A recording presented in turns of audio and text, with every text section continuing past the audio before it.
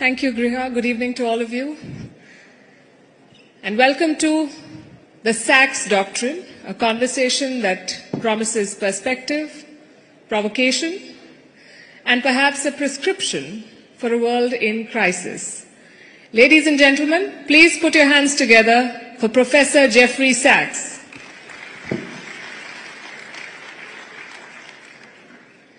Professor Sachs, welcome to Rising Bharat. Thank you. Let's start with the big idea. What is the Sachs Doctrine? Is it a counter to the Washington Consensus? Is it a roadmap that the world should have followed 30 years ago? What is it? It's certainly not the Washington Consensus, because we don't need any one capital in this world telling the rest of the world what to do. What I like to follow is the consensus of the world, which agreed in 2015 to the idea of sustainable development for all countries, for all peoples, for all parts of the world. And that means that we should be working together in peace, in open trade, with global cooperation, with mutual respect, to abolish poverty, to face the climate crisis, to address the other global challenges, and stop the strong-arming by any one country or another, which puts us into peril. So that's the global consensus, and I would say that's the one that I try to follow. Are there takers for this among the current lot of policymakers?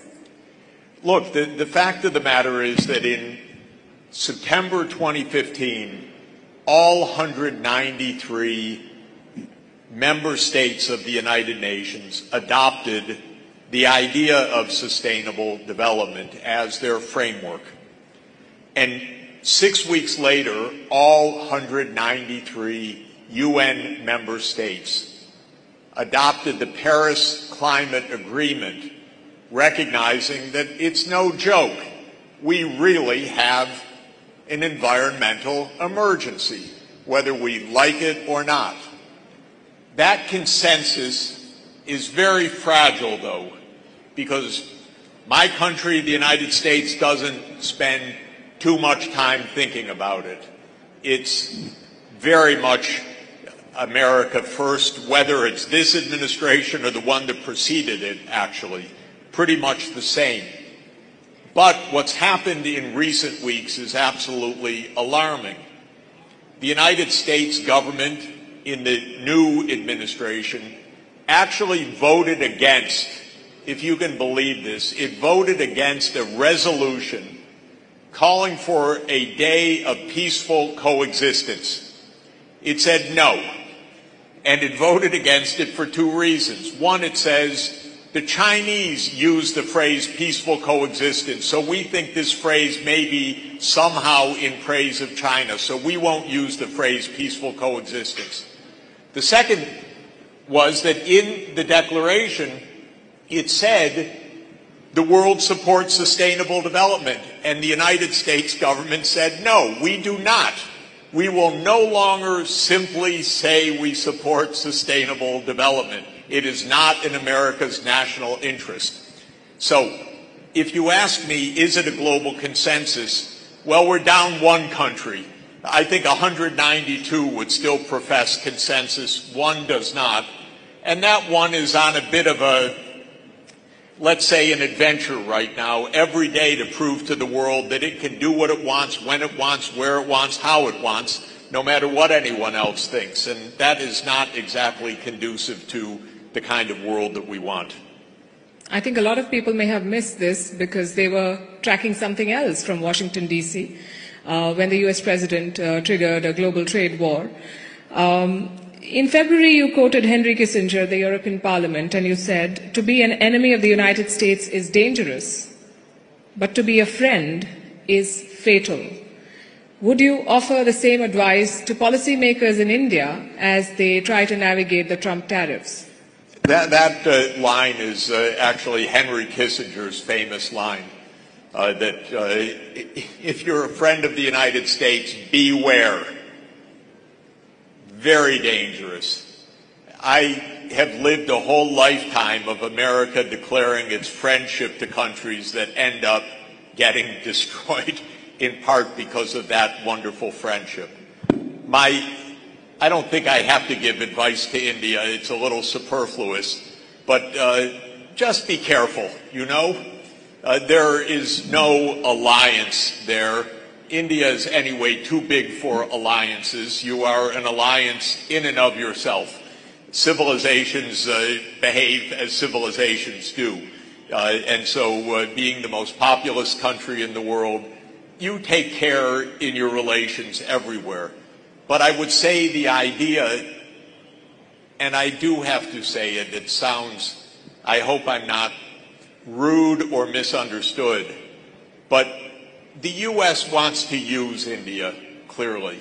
It wants to use India to beat up China. Don't play the American game. That's my only advice to you.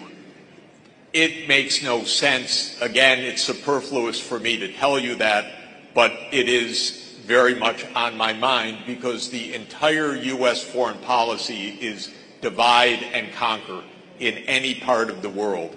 That's how empires behave. That's what the U.S. learned from the master empire of all, the British. We learned at their knee, and we still try to apply it. So the U.S. loves for India to be in the Quad. It wants India to bash China. I heard some Indian politicians recently saying, no, it's not Donald Trump's trade policy, it's all because of China. No, not exactly. It's actually because of Donald Trump. So just be careful not to play the game. This is really a U.S. game. India's too big for a U.S. game. The advice is well taken. Maybe India also wants to beat up China, but on its own terms. And when there was pressure from the West a couple of years back vis-a-vis Ukraine, India stood its ground. So one is reasonably confident that India will play this on its own terms. But you've criticized the U.S. in the past for trying to dictate terms and violate international norms. Previous administrations not so brazenly, the current one dropping all pretense. Would you say that the Trump tariffs are an extension of the same mindset, that you can get away with whatever you want? I think everyone observing the last few days should be rather puzzled what's actually going on in Washington. If you ask me, I will tell you the succinct answer: nobody knows. And I'll give you the real answer that is the most alarming answer of all. For the first time in American history, we are in a one-man show right now. We're in a one-person show. The authors of our Constitution spent a lot of time, and they were very brilliant, trying to devise checks and balances to this new system that they were inventing in 1787. They would be horrified by what's happening now. What is literally happening now, you should understand. How does one person change the whole world trade system? It wasn't a vote of Congress. It wasn't even a discussion in Congress. It wasn't a public debate. It was literally an executive order. And that is very strange. In the executive order, and you can go to the website of the White House to read the executive order, it says, by the powers invested in me as President of the United States. And then it lists 3 pieces of legislation with the words emergency in them. The President of the United States declared an emergency. Now, this is interesting. He claims that he can declare an emergency and then govern without law, just govern by decree.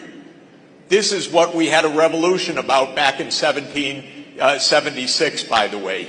They didn't like the fact that King George III made decrees, but even then it was the British Commons actually passing laws. Here it's not even the Commons, it's one person.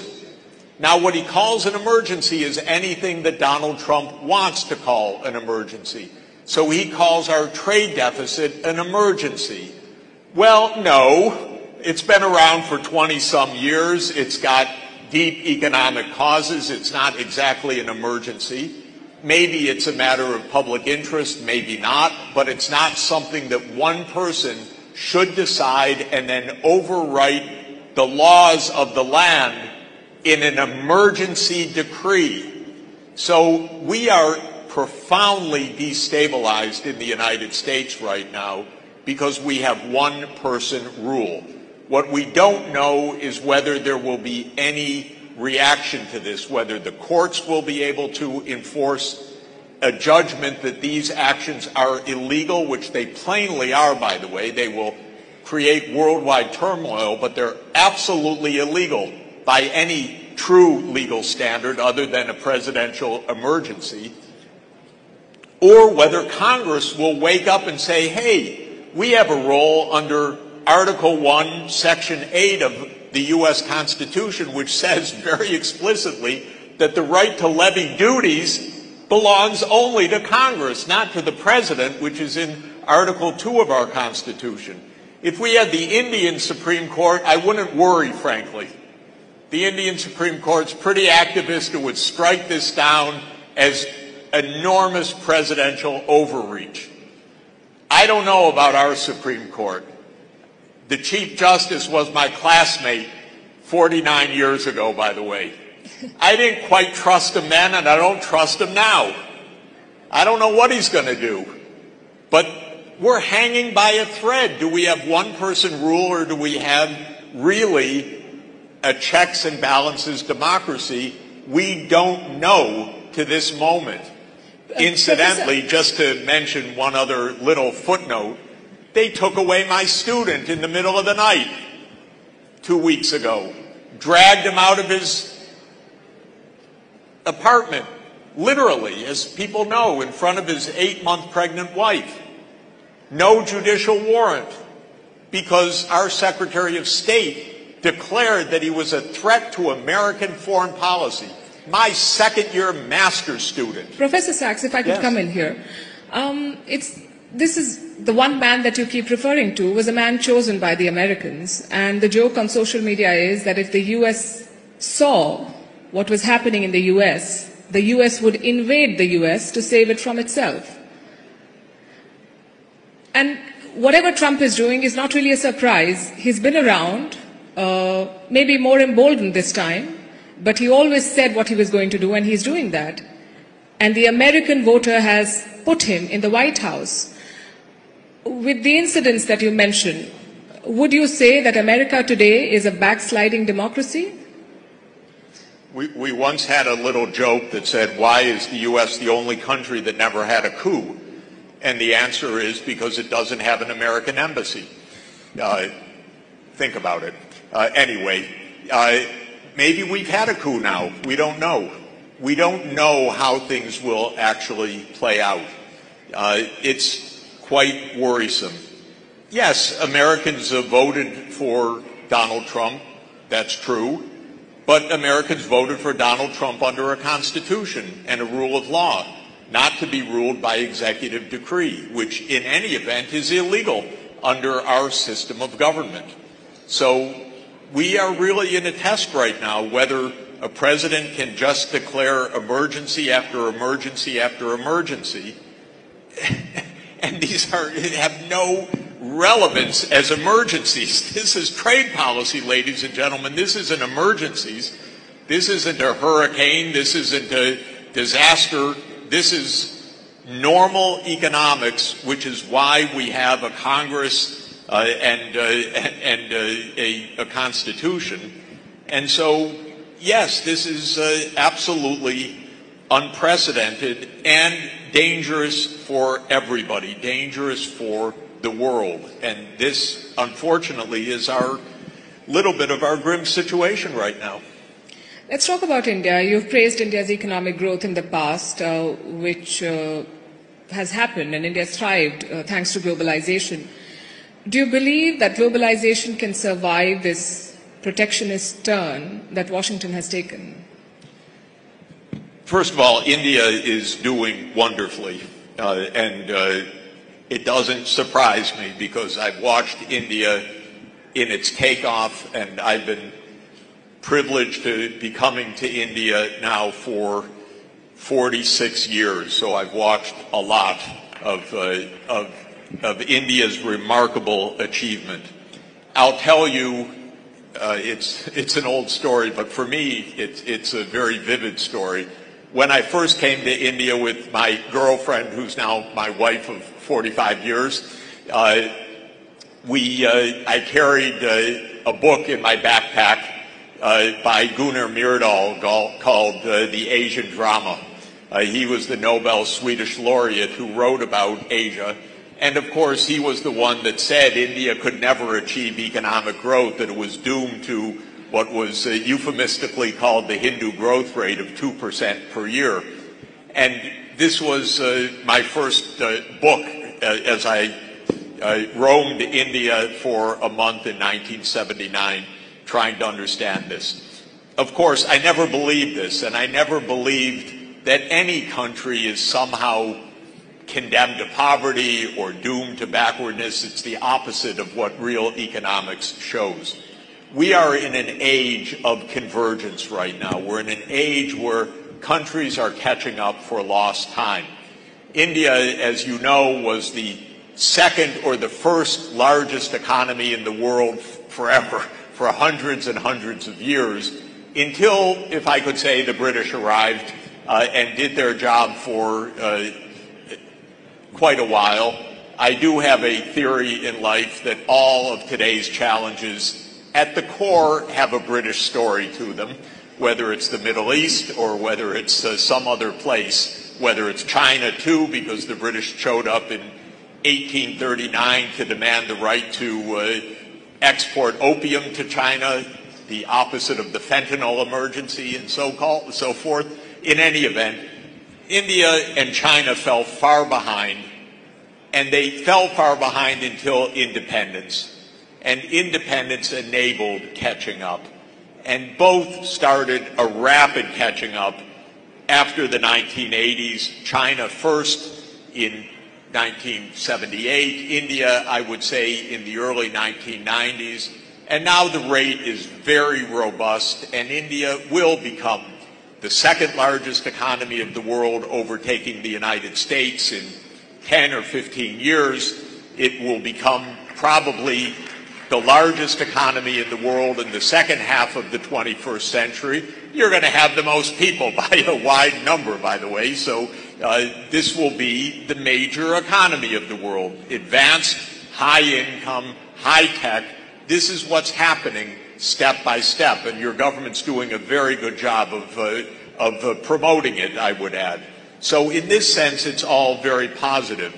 And it should help to explain the weirdness going on in the United States, because the U.S. is in a kind of neurotic reaction.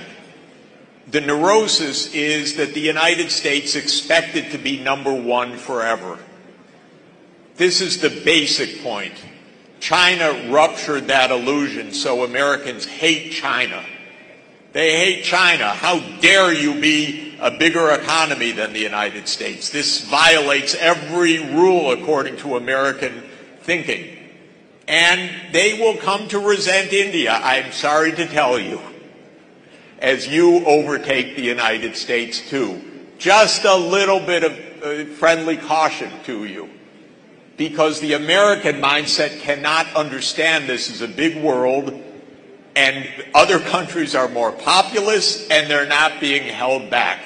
And the United States is only 335 million people, a little bit bigger than Uttar Pradesh, but not so much bigger.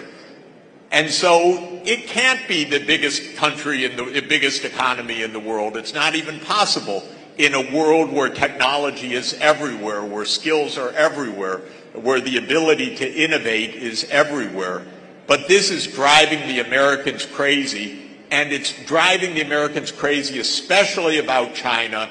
Don't be pulled into it. I know India and China have their own issues, but settle them, because between the two of you, you're 40% of the world population, and you could actually help to run a very decent world together. Thank you. Let's talk about the war in Ukraine. And we know that the US president is giving the Europeans a hard time and that they've been sidelined. He's talking to Putin directly, who is tarrying and not taking a peace deal. Do you think that the current US president is our best bet to end the war? And if Putin does not take his deal, will Trump be inclined to use force?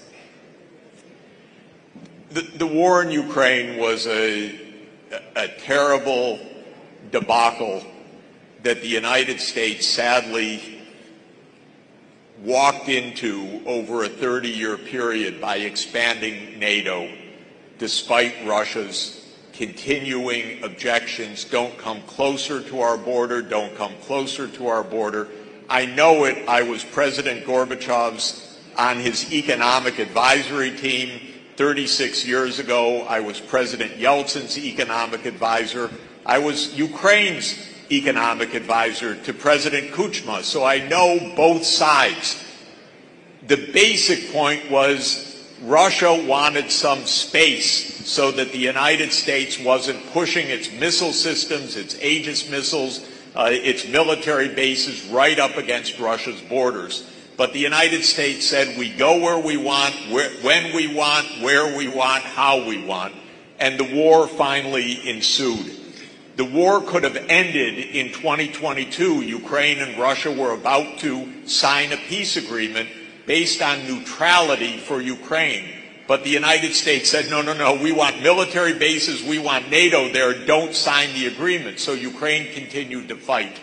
So will Trump end this? He could end this. He just has to say very clearly, publicly, explicitly, NATO will not enlarge to Ukraine. That is over. We will not be next to Russia, pushing ourselves into Russia's front yard, basically. And if the U.S. does this, there will be peace in Ukraine because the war will end. It's been a war over NATO enlargement. The war will end on that basis. Unfortunately, President Biden insisted to the last day NATO will expand to Ukraine. President Trump knows it's not right, but he hasn't quite said it yet. So we're close to the war ending, but we're not quite there yet. From what I understand, the door to a NATO entry is more or less shut for Ukraine. But what you're saying essentially is that you're holding NATO responsible for the war. You're saying this is a war of their making? Look, I was there when Gorbachev ended unilaterally the Soviet military pact called the Warsaw Pact. He ended it and said peace, and the United States should have ended NATO at that moment. But the United States didn't end NATO. The United States immediately said, we expand NATO. Actually, not immediately. They told President Gorbachev on February 7th, 1990, James Baker III, NATO will not move 1 inch eastward, not 1 inch. Hans-Dietrich Genscher, the foreign minister of Germany, NATO will not move eastward at all. I was there in those days. They promised. They lied. When the Soviet Union ended, President Clinton in 1994 began NATO enlargement. And Zbigniew Brzezinski wrote a book in 1997 explaining Russia will have no choice but to acquiesce. So it was kind of like playing a poker game. They gambled Ukraine's safety, and they lost. And it was a terrible mistake. And all of the senior diplomats in the United States knew it at the time. Jack Matlock, George Kennan, people that I was dealing with knew that this was a disastrous policy, very dangerous and very provocative. But the politicians went ahead with it anyway because they had the idea that the U.S. was the sole superpower and it could do what it wants. You've said in the past that Ukraine could become the Afghanistan of Europe. Do you still fear that?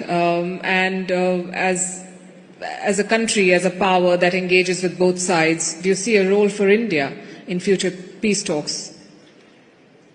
I see a huge role for India in playing a major diplomatic role in the world. If I could tell you a little secret, just a little secret. My advice is be friendly with China and say to China, you must admit us you must vote now that we become the 6th permanent member of the UN Security Council. How can we have a Security Council without India being a permanent member? It makes no sense at all. And I want China to be your strong supporter of that. I really do. I know that India can help to bring peace in the world. This is actually a peace-loving country. You just had 600 million people peacefully assemble in the Mahakumbh Mela. Unbelievable. We can't have 100 people in my neighborhood get together without a brawl. And if you have 1,000 people, someone gets shot. And you just had 600 million people come. I think that calls for a big round of applause.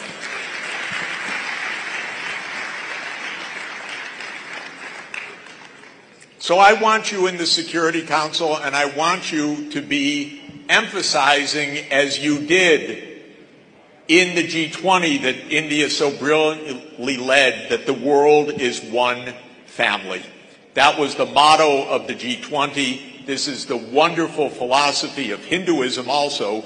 It's the wonderful philosophy of peace, and you will help bring peace to the whole world. We don't need these wars. This is the most basic point. We do not need conflict. They make no sense. Wars are the result of politics. You end the war not by war, but by political solutions. You end the war in Ukraine by Ukrainian neutrality and stopping NATO enlargement. You end the war in the Middle East by a state of Palestine as an independent, sovereign state living in peace with Israel. It's obvious. You end the conflicts in East Asia by not having a U.S. military buildup all around the East Asian seaways. This is straightforward. India can help bring that about. Right. Fun fact about the UN Security Council, there are 5 permanent members, and the one blocking India's entry happens to be China. So when you talk about India working with China, and India has put the best foot forward every time, so there are issues to be resolved there. But since but just to say, yes. I talk to Chinese politicians and the diplomats all the time, and I'm always telling them, admit India as the 6th permanent member. Yes. Because it's good for China and it's good for India. It's good for the whole world. And I'm also explaining it's good for China because we need a multipolar world.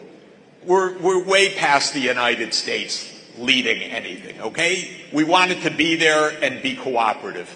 Don't make a mess. Be nice. Play with the others, okay? To have that kind of world, India needs to be there, right front and center. And China wants that, so China's not just facing American bashing all the time. So, to my view, what I say to the Chinese diplomats all the time is welcome India into the permanency at the Security Council for your own good as well as the good of the world.